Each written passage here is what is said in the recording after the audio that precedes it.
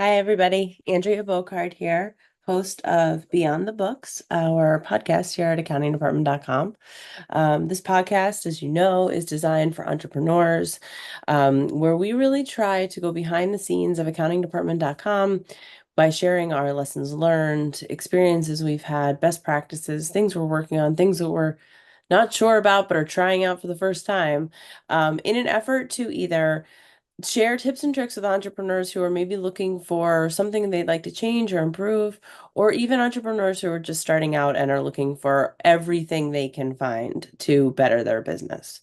Um, this is episode 24 of our first season, and it's actually going to be the last episode of our first season. So I'm taking it a little differently today, and it's just me, and it's not going to nearly be an hour, I promise.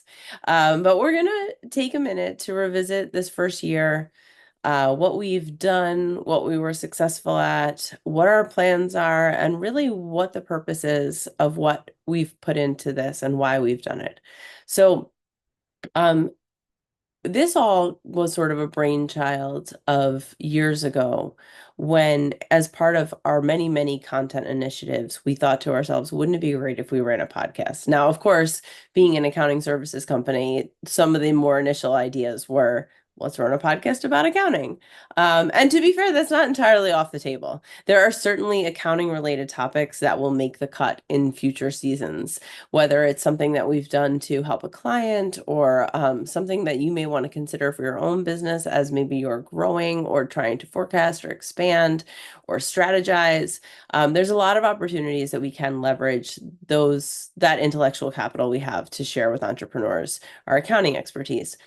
But that was not where we went originally. In fact, while we kicked the tires on a podcast for many years, it was actually not until this past fall where we felt comfortable with the idea of rolling out. And it wasn't that something specifically happened in October, so much as the stars aligned and we felt like this was the time we could do it. We had enough resources, we had enough inspiration, we had enough opportunities where we could go out and say, yeah, you know what? We're ready. We can do this on a regular basis. We can commit to it. We can create something valuable and share with you.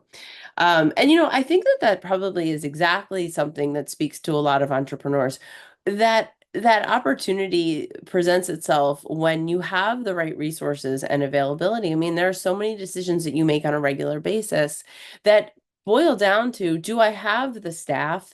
Do I have the acumen? Do I have the will and the interest and perseverance to pursue this, whether it's a new line of business, a new marketing channel, a new sales approach, whatever that is, it requires all of the right resources. So while it started in October, and we've been particularly proud of where it has gone, especially in more recent months, the idea for this came many years ago, and the idea for this particular format and our approach, really focusing on sharing things that we believe entrepreneurs can benefit from, came from, well, in my opinion, came from a few years ago. So one of the things that I am so proud of at this company, and if you've listened at all, you know that I have a lot of things I'm proud of. But one of my favorite things, and I share this with every new staff member that comes in, I have a regular meeting that I meet with everyone, and usually during the first month of their employment. And a story that I share with everybody is about 2 weeks into COVID, when, if you can put yourself back in that mindset, even though we know so much now, years later, 2 weeks into COVID, we all were just completely taking shots in the dark. Well, most of us were.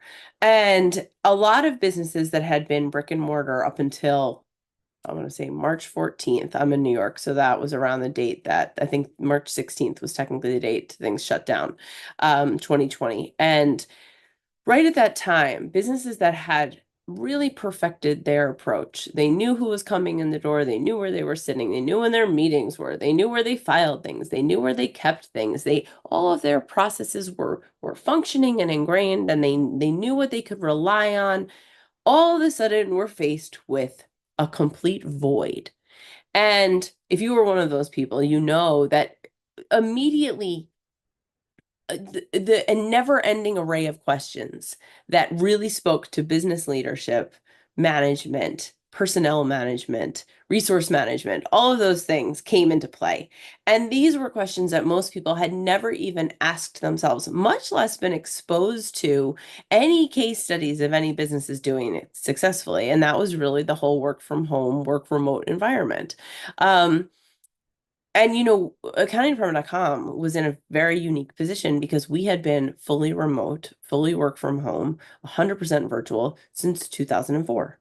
So in 2020, we had 16 years of experience under our belts. Now, I'm not sharing this to rub this in because it's irrelevant now anyway, but here's what we figured out. We figured out by week 2 of COVID, we had a tremendous amount of intellectual capital about this subject matter. It had nothing to do with accounting, bookkeeping, controller services. And we felt an intense, innate responsibility to share it with our fellow entrepreneurs. And that's the thing, we really do see ourselves as a committed member and partner within the entrepreneurial ecosystem. And we are not only sponsors of things, we're not only leaders in particular areas, we're also participants. We are running on EOS, just like we're sponsoring EOS. We are members of Genius Network, just like we're sponsoring Genius Network. We are showing up at the table to learn just as much as we are showing up to teach and to share. And so when COVID happened, 2 weeks into it, true to form, we said, you know what? We have a lot that we know and that we do well and that we can share with the world. And so myself, our head of HR, our head of client services, our co-founders, pretty much every department head with any sort of management interest in the company came to the table, built out an outline of all of the things that went in behind the scenes, from how to deliver services to how to give annual reviews to how to have a meeting. How do you get people speaking when they're behind? How do you get people to come on camera? I mean, basic questions that we had tackled because we had to, due to the nature of our own structure. We were turning around, flinging open the doors to all of our clients and saying, come on in, come to a town hall, come hear about everything we do and ask us any questions you have, whatever it is. How do you make sure your files are secure? I mean, I honestly, the irony of that is we're your accounting company, so you might have wanted to know that ahead of time, but we have great answers for that. So irrelevant. How do you file things? How do you find things? How do you share things? All of these things, people who were used to sitting in a meeting in front of each other for an hour had to figure out how to communicate on Zoom. And now we all take a second nature. It's been 4 years. And this idea of communicating, I mean, people are still trying to figure out how to get off mute. I know.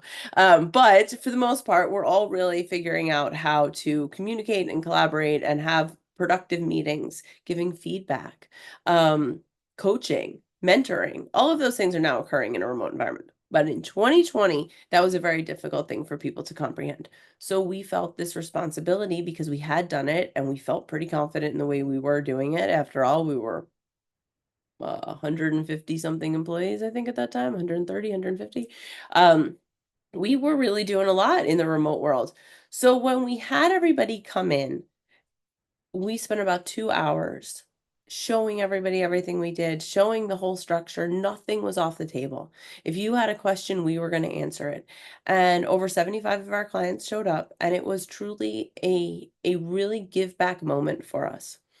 So from there, I think we really solidified. I wouldn't say an idea was born. It had always been there. We had always felt a responsibility to give anywhere we had the opportunity to provide expertise or insights. We felt that we should be doing that. But from there, we really solidified our ability to do so. And so, fast forward a few years, if you ever follow us on social media, you'll see that we've been sharing things there for forever. We've always really led with our people first philosophy, which I think is also somewhat unique to our company. I like to say to all of the new employees that when you come here, you may have been used to accounting being that back office position behind the curtains. People don't look back there. They don't necessarily think about that. Well, at accountingdepartment.com, accounting is not the back office. It is the front office. It is the face of the company. And the reality is the people who make up the service providers, as well as the rest of our company, really are the focus of where we come from. If you go to our website or you go to our social media, you'll see the faces of our actual employees everywhere. You're not going to see stock images. You're not going to see us, I mean, don't hold me to that. You'll probably find something somewhere. But unlike a lot of other companies in our world, especially in a fully remote world, we leverage every opportunity we can to capture our real world selves. Which is somewhat unique for a virtual company and somewhat unique for companies in general. But it all speaks to the same motivation, which is that we're super proud of our people, our processes, and our commitment to small, mid-sized businesses, entrepreneurs, growing businesses, growth-minded businesses. And as we are not only committed to their support, we are among the ranks of these businesses. We feel it is our responsibility to be an active and committed participant in this world that we have chosen to be in. So this podcast is an outpouring of all of the lessons that we feel are valuable and shareable and hopefully enjoyable. So that whether you are just looking for some inspiration, maybe you want to become another Inc. Best Workplaces business and you want to know how we did it, which was last week's episode. Or maybe you're trying to figure out some cool company culture initiatives and you want some ideas from things we're working on, which are many. And I'm sure we will cover more and more of them, like our Color Wars challenge, or our annual summer challenge, where we get everybody out and moving, or our fall fantasy football and college pick'em. I'm a New Yorker. Before I came to this company, I had very little awareness of the importance of football on Saturdays. I actually thought it was just Sundays and Monday nights. Feel free to insert all of your laughing there if you're a big college football fan.